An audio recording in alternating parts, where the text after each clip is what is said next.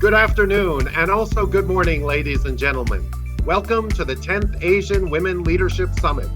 Defining resilience as you talk to your people about this idea, the goal, the purpose is flow. You want to be able to wake up and look forward to your day. 3 leadership principles have served me well in driving change, as they did during the pandemic too. The first is to lead with ambition. Leading with ambition is about taking action, dreaming big, and aiming high. Let me give you a few examples of how I coped with this crisis. I was forward-thinking.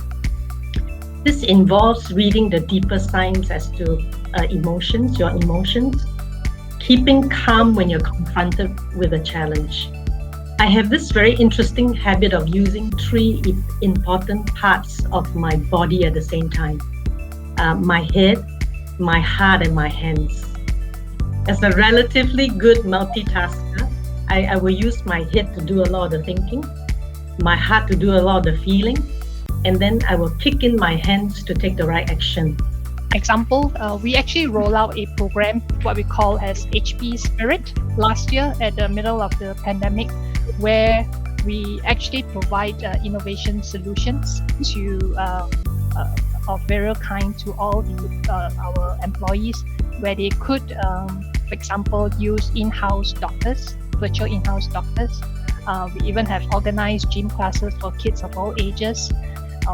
We also provide what we call home teachers to help with homework, what we call homework clubs. This is to really alleviate some of the stress of working parents who are trying to balance meeting the commitment at work, at the same time keeping their children engaged.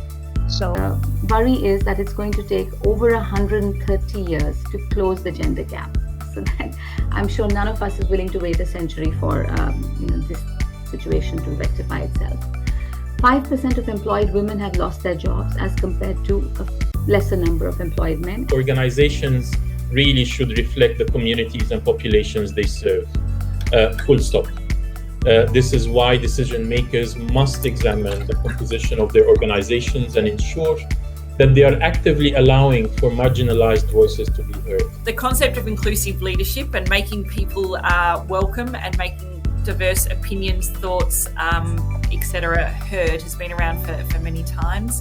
A really good sort of 6 traits that were resonated with me was Harvard Business Review back in 2019. They identified 6 traits through their research of an inclusive leader. They were visible commitment, humility, awareness of bias, curiosity about others. There's only about, say, 60% of companies that have some sort of program.